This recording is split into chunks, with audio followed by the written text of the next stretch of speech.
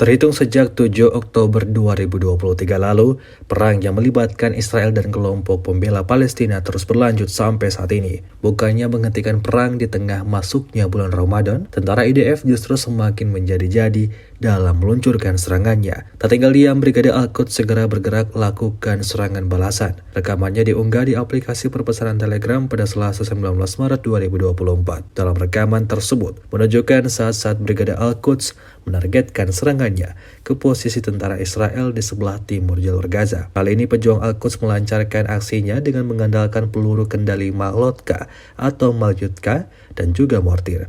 Setelah berhasil menemukan posisi tentara IDF, para pejuang langsung mempersiapkan serangannya seperti yang terlihat dalam rekaman. Hanya dengan satu kali bidikan, Brigade Al-Quds berhasil menumbangkan kelompok musuh hingga tewas mengenaskan.